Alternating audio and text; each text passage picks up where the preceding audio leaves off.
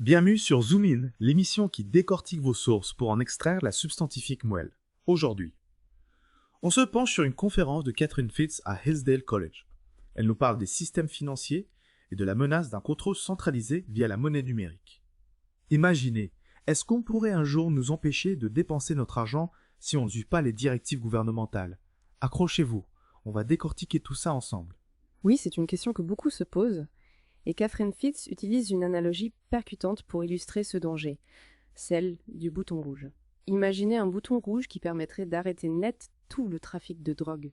Vous l'appuieriez, même si cela avait des conséquences économiques négatives pour vous aller. C'est un vrai dilemme moral, n'est-ce pas? On touche du doigt notre possible complicité dans des systèmes qui nous dérangent.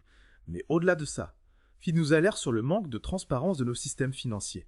Elle affirme que les états financiers des gouvernements et des grandes entreprises sont devenus quasiment impossibles à déchiffrer. Absolument. Elle pointe du doigt des changements dans les règles comptables, comme le FSB 56, qui permettent de masquer des sommes astronomiques. Pour vous donner une idée, on parle de 21 billions de dollars manquants depuis 1998 aux États-Unis, en gros. Même si vous faites des recherches approfondies avant d'investir, vous n'avez aucune garantie d'avoir une vision claire de la santé financière d'une entreprise. C'est inquiétant. Mais comment tout cela est-il lié à la monnaie numérique ? Eh bien, ce manque de transparence ouvre la voie à un système de contrôle encore plus puissant, orchestré par les banques centrales via les monnaies numériques, les fameuses CBDC.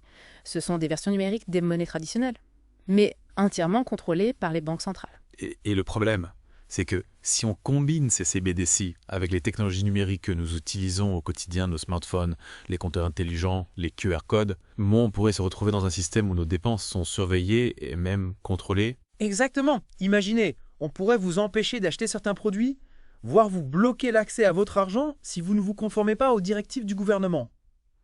On a vu un aperçu de cela avec le blocage des comptes bancaires des camionneurs canadiens lors des manifestations contre les mesures sanitaires. C'est effrayant. On se croirait dans un épisode de Black Mirror. Mais Fitts ne s'arrête pas là. Elle évoque un véritable coup d'État financier en préparation, orchestré par les banques centrales.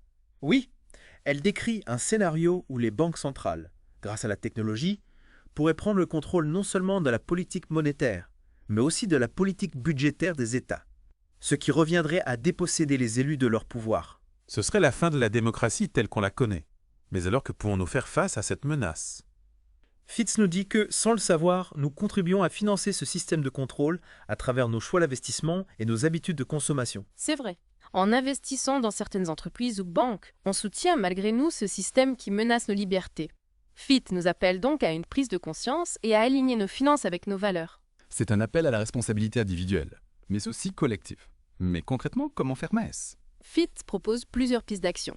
Déjà, il est crucial de s'informer, de comprendre les enjeux et de ne pas se laisser bercer par les discours lénifiants. Ensuite, elle encourage à soutenir l'économie locale, à privilégier les circuits courts pour se nourrir et à s'engager au niveau local pour créer des alternatives au système dominant. C'est un appel à construire un futur plus résilient, basé sur la confiance et la solidarité. Fitts affirme même que la monnaie du futur sera basée sur les relations de confiance. Elle illustre cela avec une anecdote personnelle très touchante qui nous montre comment la solidarité et l'entraide peuvent nous permettre de traverser des périodes difficiles. Racontez-nous. Catherine Fitts a raconté comment, lorsqu'elle était en procès avec le gouvernement américain, elle a subi d'énormes pressions. On a tenté de la ruiner financièrement, de l'isoler. De la faire taire, elle a dû vendre une partie de sa ferme familiale pour payer ses avocats et son propre oncle a été menacé par le FBI. C'est une histoire incroyable. Comment s'en est-elle sortie ? C'est là que ça devient intéressant. Tout au long de sa vie, Catherine Fitts avait aidé ses proches financièrement, en leur prêtant ou en leur donnant de l'argent. Et lorsque sa situation s'est dégradée, ces personnes se sont mobilisées pour la soutenir. C'est une belle preuve de solidarité. Oui, et ce qui est extraordinaire, c'est qu'elle a été remboursée au centime près de toutes les sommes qu'elle avait prêtées ou données auparavant. C'était comme si la vie lui rendait l'appareil pour sa générosité passée. C'est une belle illustration de ce que Fitts appelle la monnaie du futur, la relation de confiance.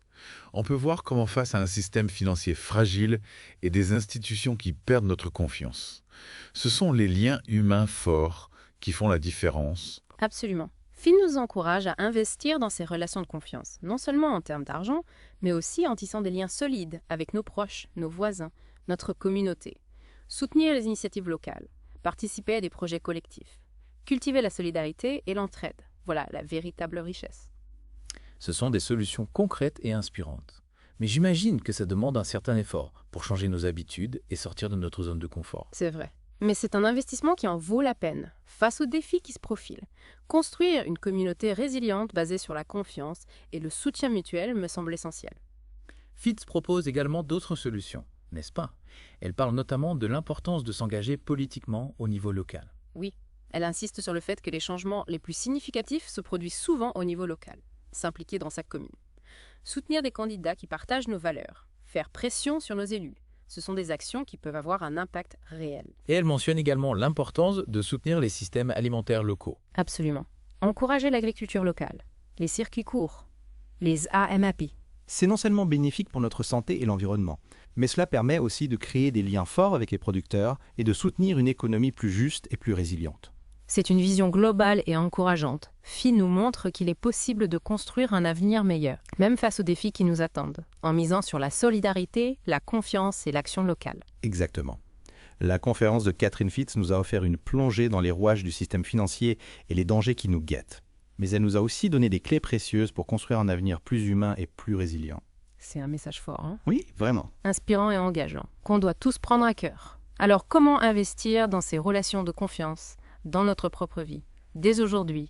Quelles actions concrètes on peut entreprendre pour construire un avenir plus résilient, pour nous-mêmes et pour notre communauté? Ce sont des questions essentielles que chacun d'entre nous devrait se poser. La conférence de Catherine Fitz nous a offert une perspective éclairante sur les rouages du système financier et les dangers potentiels, mais elle nous a aussi donné des pistes précieuses pour construire un avenir meilleur, fondé sur la solidarité et la confiance mutuelle.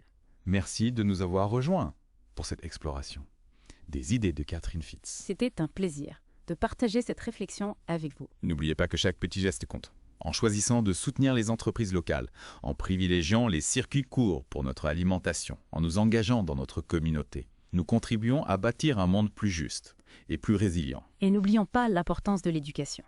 Il est crucial de transmettre ces connaissances aux générations futures, afin qu'elles puissent à leur tour construire un avenir meilleur. À bientôt pour une nouvelle découverte.